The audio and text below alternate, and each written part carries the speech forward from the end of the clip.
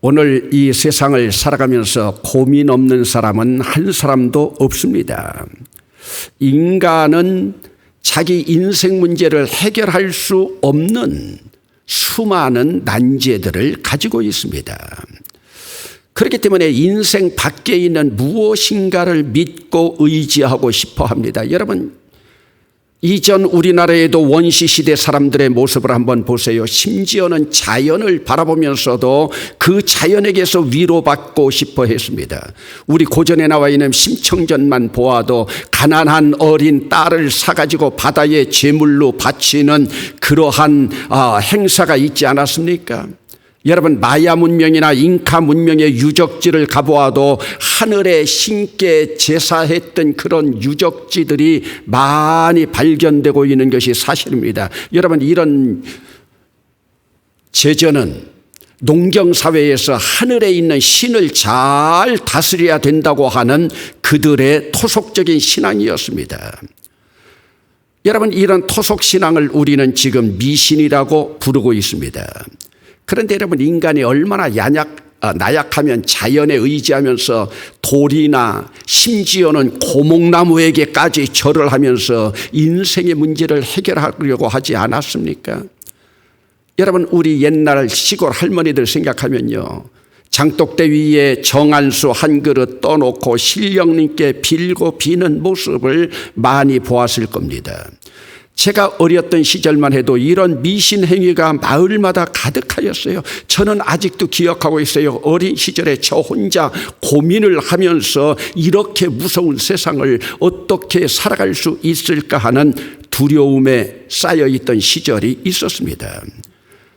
제가 살던 집에도 어린 시절에 할머니가 계셨는데, 오늘은 손 없는 날이다, 오늘은 손 있는 날이다, 집안에 못 하나를 박으려고 해도 손 없는 날을 찾아야 되는 그러한 기억들이 지금도 납니다.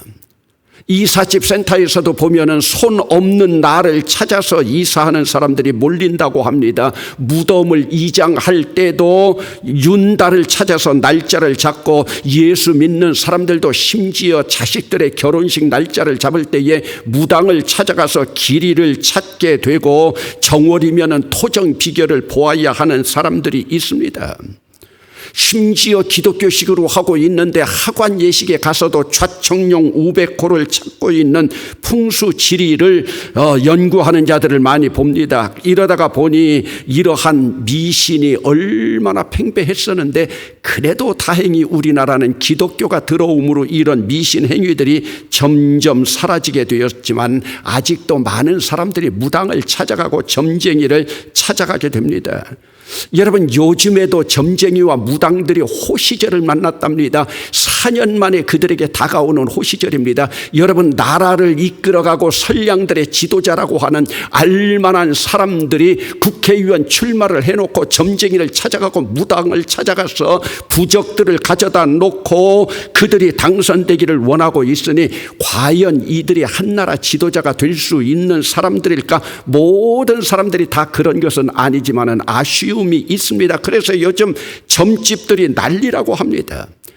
여러분, 국민을 대표해야 될 선량한 지도자들이 그들을 의지하면서 나아간다. 그러니 여러분, 우리 인간이 얼마나 불안한 시대를 살아가고 있는 것입니까? 그리고 우리 인간은 그러기에 불안한 존재입니다.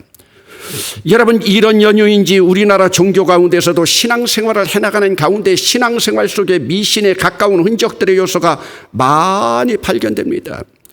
여러분, 그러면 불교는 왜 미신과 가장 가까운 종교가 되었나요? 여러분, 정통 불교는 미신적인 요소들이 없습니다. 엄밀한 의미에서 불교는 구원 문제보다 참선을 통한 도를 주창하기에 그들은 윤리를 강조합니다. 그러나 왕정시대 때 우리나라에 들어온 이 불교는 왕실과 타협하기 시작하면서 호국 불교를 앞세워서 왕실의 평안과 안위를 임금님의 기호에 맞춰서 자기들이 살아남다가 보니 토속적인 그 무속신앙과 결합되어서 불교가 변질되었습니다. 여러분, 지금도 무당들이나 점쟁이 집들에 가보면 그들이 모셔놓은 것이 뭡니까? 부처 모셔놓고 있지 않습니까? 가톨릭도 마찬가지입니다. 그들이 행하는 촛불의식이나 인간의 죽음까지도 성례의식에 포함시켜서 죽은 시체에 성수를 뿌리고 장례 음식을 차리는 모습들은 토속문화와 결합된, 다른 나라 가톨릭에는 그런 것들이 없습니다. 미신적인 요소들입니다. 오늘 믿는 우리들도 부활절을 맞이하면서 우리에게 이러한 미신적인 요소는 없는가? 아니면 과연 오늘 우리는 누구를 믿고 있는 건전한 신앙인가? 우리 자신들을 한번 점검하는 계기가 되어야 되겠습니다. 여러분, 오늘 본문의 그림은 우리가 잘 알고 있는 대로 예수님이 나사로를 살리시는 행적이 드러나는 그림입니다. 이 가정의 주인은 마르다입니다. 그리고 여동생 마리아가 있고 남동생 나사로가 있는 집안입니다. 예수님은 이 집에 잘 드나들여서 삼남매를 잘 알고 성경까지 기록되어 있습니다만은 이들을 얼마나 사랑했는지 모릅니다. 그런데 이 가정에는 이전부터 근심이 있었습니다. 막내인 나사로가 병이 나약해져서 늘 어려움에 처해 있는 것이 고민이었습니다. 그러다가 그만 그 동생이 죽을 상황에 이르게 됩니다. 이 위급한 상황에서 두 자매가 제일 먼저 생각난 분이 누구였을까요? 바로 예수님이었습니다. 예수님의 행적을 알고 있는 그들이 이 위급한 상황에서 예수님께 인편으로 사람을 보냅니다. 우리 동생이 죽게 되었으니 빨리 와서 구해 주셔야 되겠습니다. 여러분, 예수님은 이 위급한 전가를 받고 오히려 동문서답을 하십니다. 이 병 죽을 병이 아니다. 아니, 지금 보냄을 받은 사람이나 두 자매는 죽을 병에 걸려 죽게 되었다고 아우성을 치고 있는데 이 병은 죽을 병이 아니라니. 여러분, 동문서답하고 계시는 예수님의 의도는 무엇이겠습니까? 이 그림에서 우리는 세상의 근심으로 안달하고 있는 인간과 인간의 근심에 무관심한 예수의 대조적인 모습을 보게 됩니다. 안달하고 있는 이 두 자매의 꿈 깨어지고 그들의 동생 나사로는 죽습니다. 이미 장례도 치렀습니다. 유대의 장례 절차에 따라서 그들은 장례를 치른 후에도 문상객들이 와서 일주일 동안은 함께 슬퍼하면서 문상을 받기도 하고 슬픔을 나누기도 합니다. 나사로의 장례가 다 끝난 후에 예수께서 나사로의 집을 향합니다. 나사로 죽은 지 이미 나흘이 되었습니다. 예수가 오신다는 입소문을 듣고 마을 어귀까지 마르다가 나아갑니다. 그러면서 예수를 맞이합니다. 마리아는 원망 섞인 비슷한 말투로 예수께 아뢰입니다. 예수께서 여기 계셨더라면, 주께서 여기 계셨더라면 내 오라비가 죽지 아니하였을 텐데요. 그러나 나는 지금이라도 주께서 하나님께 구하면 하나님이 구하는 대로 주실 줄 아나이다. 지금 마르다가 알고 있다고요. 나는 지금 안다고요. 지금 마르다의 신앙은 여기에 머물러 있습니다. 예수님 오신다는 말씀에 마을 어귀까지 나왔지만은 알고 있는 신앙, 하나님께 구하면 구하는 것을 주실 줄 아나이다. 마지막 부활의 때에는 다시 살아날 줄을 아나이다. 지금 마르다의 신앙은 알고 있는 난리지 신앙에 지금 머물러 있습니다. 안다는 것은 우리 신체의 일부로 볼 때 두뇌로 알고 있는 단계입니다. 지금 마르다의 신앙은 두뇌에 머물러 있습니다. 이것은 바로 지식의 나무에 머물러 있음을 알 수 있습니다. 지금 마르다가 예수님의 사랑을 받고 예수님의 관계가 돈독하지만 마르다의 신앙은 알고 있는 단계에서 한 발도 앞으로 나가지 못하고 있는 것을 예수님께서 안타까워하십니다. 혹 이 모습이 부활절을 맞이한 오늘 우리의 모습은 아닙니까? 답답해하는 예수님께서 다시 시험하십니다. 내 오라비가 살아나리라.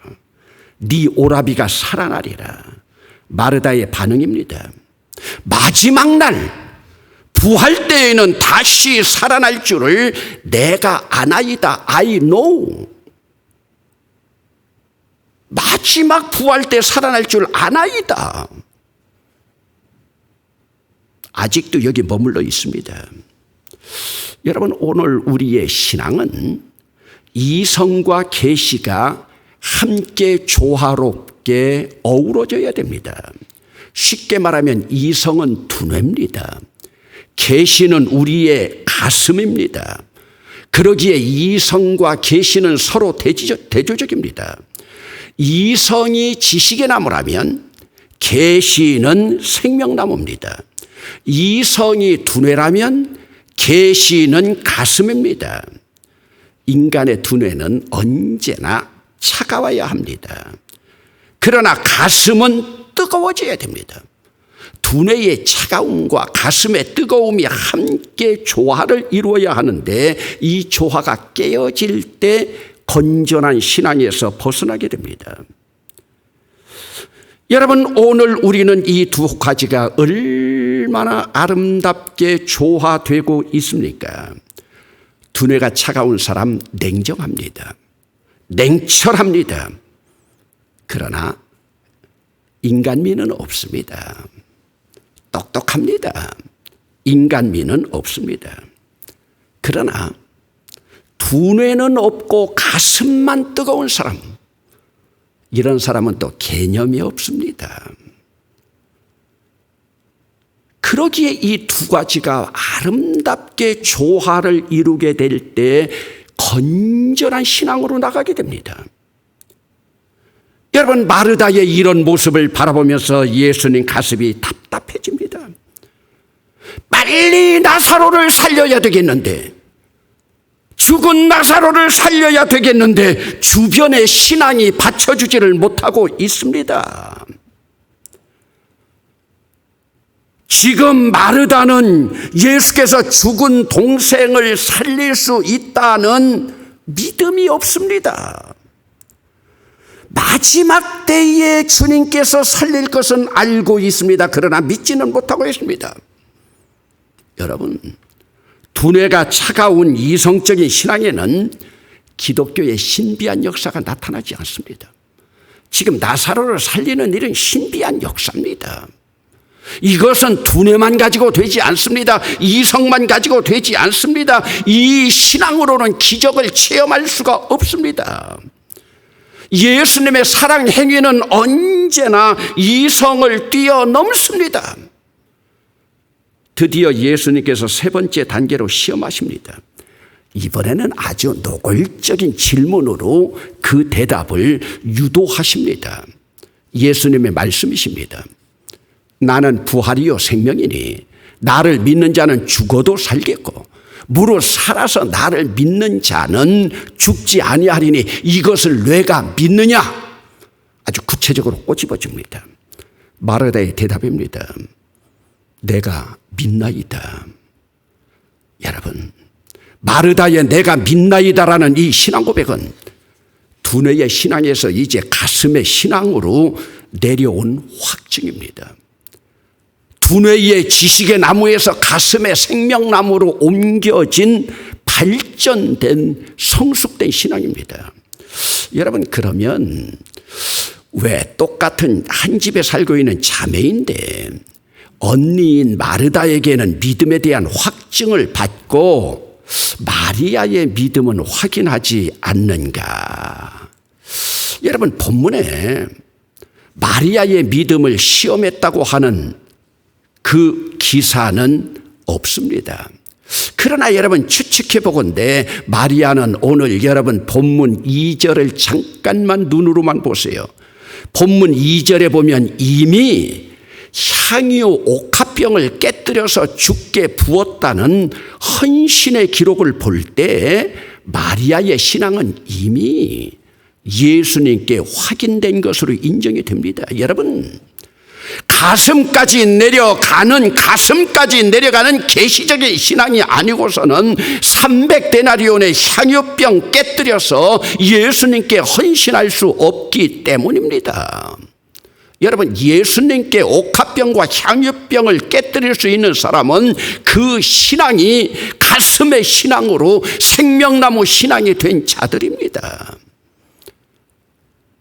예수님께서 나사로의 무덤에 돌을 옮겨 놓으라고 명하십니다. 마르다의 음성입니다.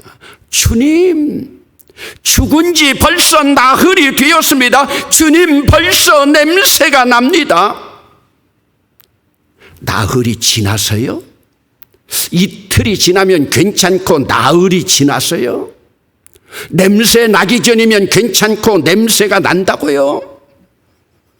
마르다는 지금 생명나무까지는 왔지만 역시 확신 없음을 드러내고 있습니다. 예수님 어록의 말씀입니다. 40절 말씀입니다. 내 말을 네가 믿으면 하나님의 영광을 보리라. 내 말을 네가 믿으면, 아는 것이 아니라 믿으면, 깨닫는 것이 아니라 믿으면 하나님의 영광을 보리라. 여러분, 조금은 예수님의 원망 섞인 힐책입니다. 내 말을 믿으면, 아는 것이 아니라 믿으면 하나님의 영광을 보게 된다. 여러분, 예수님은 끝까지 초지일관 믿음을 강조하십니다. 오늘 본문 어투로 보면은, 우리 문화로 보면 제발 믿어라. 오늘 본문에 예수님 어록에서만 믿음이라고 하는 단어가 4번이나 강조됩니다. 여러분, 예수님 어록 어떤 성경, 제 성경에도 그렇지만 빨간 글씨로 쓰여져 있습니다. 빨간 글씨로 쓰여져 있는 곳에 보면 믿음이라는 단어가 4번이나 나타나고 있습니다. 그리고 외치십니다. 나사로야, 나오라. 죽은 자가 수족을 배로 동인 채로 나옵니다. 죽은 자가 살아 나오는 현장입니다. 그러면 여러분, 예수님이 강조하시는 죽은 자까지도 살리시는 이 믿음이 어떤 믿음인가요? 오늘 이 본문의 그림에서 우리 인간들은 예수께서 죽은 나사로까지 살리셨다는 이 사건을 기적이라고 말하면서 핵심으로 다루고 있지만, 예수님은 여기에 초점을 맞추고 계시지 않습니다. 예수님은 지금 죽은 자를 살리시는 일, 예수님에게는 아무것도 아닙니다. 인간의 입장에서 볼 때 기적이지 예수님 입장에서는 일상입니다. 지금 인간의 입장에서 보니 예수님이 여기 계셨더라면, 혹은 죽은 지 나흘이 되어서 냄새가 난다 하든지 하는 이 아쉬움이지, 예수님은 우리 인간의 생각을 초월하십니다. 그러면 여러분, 인간의 생각을 초월하시는 예수님이 원하시는 것이 무엇입니까? 바로 오늘 우리의 믿음입니다. 여러분, 오늘 본문 15절을 한번 주목해 보세요. 나사로의 죽음을 아시고 예수님이 하신 말씀입니다. 내가 거기 있지 아니한 것을 너희를 위하여 기뻐하노니 이는 너희로 믿게 하려 함이라. 믿게 하려 함이라. 이 안에는 강제적인 의미도 포함되어 있습니다. 너희로 믿게 하려 함이라. 지금 예수님은 나사로가 죽은 현장에서도 나사로를 죽게 하지 않는 것이 예수님 목적이 아니라 그를 통해서 너희로 믿게 하려는 것에 더 포커스가 맞춰져 있습니다. 여러분, 예수께서는 나사로를 살리신 후에도 우리 다 같이 42절 말씀을 한번 주목해 보시겠습니다. 42절 말씀입니다. 곧 아버지께서 나를 보내신 것을 그들로 믿게 하려 함이라. 아버지께서 나를 보내신 뜻을 믿게 하려 함이라. 예수님은 지금 나사로 살리신 것을 믿게 하려는 것이 아니라 그것을 수단으로 해서 아버지께서 외아들 독생자까지 보내신 그 뜻을 알게 하려는 것이 아니라 믿게 하려는 데 목적이 있습니다. 지금 예수님은 나사로를 살리심으로 예수님께서 죽으신 후에 부활하실 것에 대한 믿음을 교훈하고 있습니다. 우리는 이 믿음을 부활신앙이라고 말합니다. 여러분, 오늘 부활절을 맞이한 우리들에게 이 부활신앙이 있습니까? 부활에 대한 확실한 믿음을 가진 그 신앙입니다. 여러분, 그러면 한번 부활신앙이라고 하는 것이 무엇입니까? 지금까지 오늘 본문에 있는 이 등장인물들이 갖고 있던 신앙은 구원받는 믿음의 신앙 단계였습니다. 예수 믿고 구원받는다. 이것이 카리스 은혜이고 이것이 유앙겔리온 복음입니다. 우리는 복음 자체이신 예수를 믿고 구원받은 신앙으로 살아왔습니다. 그리고 이 신앙으로 천국 갑니다. 여러분, 이 신앙은, 구원만 받는 신앙은 예수님께서 이 지상에 계신 동안에는 복음 자체이신 주님이 세상에 계셨기에 그 신앙으로 가능했습니다. 그러나 예수님께서 십자가에서 죽으시고 부활하신 후에는 예수 믿고 천국만 가는 신앙으로는 안 됩니다. 지금 우리 주님이 이것을 의미하고 있습니다. 구원받은 십자가 너머의 부활에 대한 승리의 신앙이 필요합니다. 그 신앙이 바로 죽은 자가 살아나는 부활신앙입니다.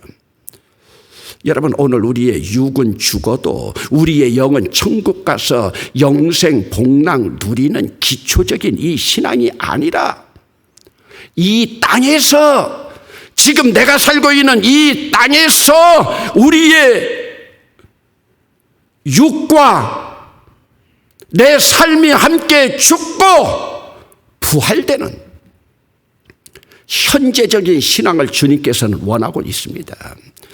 여러분, 예수님이 이 땅에 지상에 계실 때에는 구원받는 신앙으로 가능했습니다.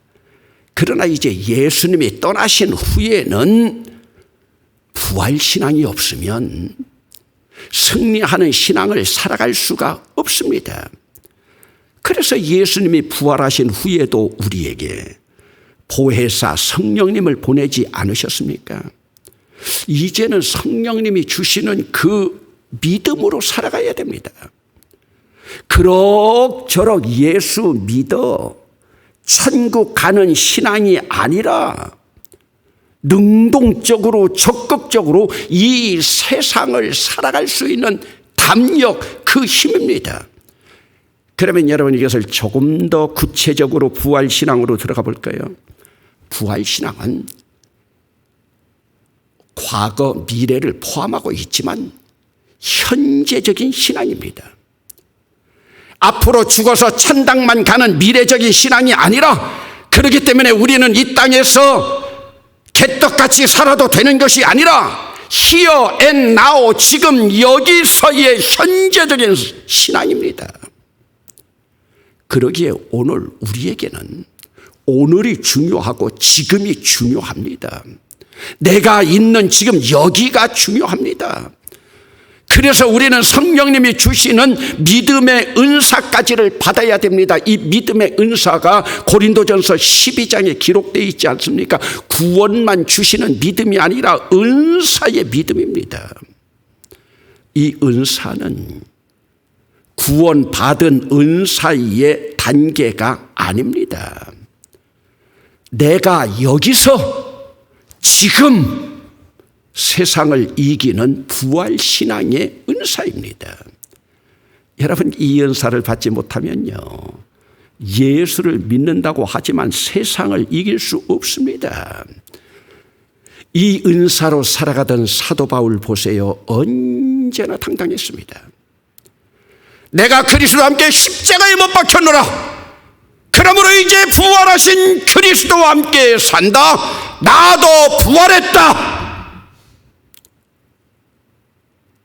사도 바울이 어떻게 죽음까지 이기면서 복음을 증거했겠습니까? 이 믿음으로 살아가던 사도 요한 언제나 당당했습니다. 요한일서 5장 4절입니다. 무릇 하나님께로서 난 자마다 세상을 이기느니라. 세상을 이기는 승리는 이것이니 우리의 믿음이니라. 빅토리, 빅토리, VICTORY. 여러분, 오늘 우리 내가 살아가고 있는 이 현장이 두려운가요? 코로나 바이러스의 침공이 나흘을 넘겼다고요? 시체가 썩어서 냄새가 난다고요? 시체 더미가 쌓인다고요? 예수를 안다고요? 안 됩니다. 예수를 아는 것으로는 안 됩니다. 믿어야 합니다. 죽음이 닥쳐와도 믿어야 됩니다. 예수님이 나흘 만에 오셨어도 늦지 않습니다. 예수님은 오늘 우리의 삶에 무관심한 분이 아닙니다. 아는 단계를 빨리 벗어나야 됩니다. 믿음의 단계로요. 예수님은 지금 이 믿음까지를 우리에게 강조하고 계십니다. 오늘 이 전염병 사태에서도 예수님은 기다리고 계십니다. 예수님만을 믿어드리기를, 오직 예수님만을 믿어드리기를. 두려움에서 불안의 현장에서도 예수님만을 믿고 의지하기를 기다리고 계십니다. 이 믿음으로만 살아가면 세상 두려울 거 없습니다. 죽음도 두렵지 않습니다. 예수님은 우리에게 부활을 통해서 이 소망을 허락해 주셨습니다. 사망아, 너의 승리가 어디 있느냐? 사망아, 내가 쏘는 것이 어디 있느냐? 우리 주 예수 그리스도로 말미암아 우리에게 승리, 빅토리를 주시는 주님께 감사하노니. 여러분, 우리 주님은 부활을 통해서 우리가 부활 신앙 갖기를 원하고 계십니다. 부활절을 맞이해서 한 번뿐인 이 세상 부활 신앙 가지고 째째하게 패배자로 살지 말고, 나흘 만에 오셨다고 불평하지 말고, 냄새가 난다고 부정적으로 생각하지 말고, 이 환난과 역경과 시련 속에서도 죽음을 이기시고 승리하신 십자가 너머의 부활을 바라보며 이제 십자가 신앙에서 승리하신 부활 신앙으로 주님을 바라보며 오늘 역경과 시련을 이겨나가는 놀라운 역사가 여러분과 저와 우리 대봉 공동체 함께 할 수 있기를 주의 이름으로 축원합니다.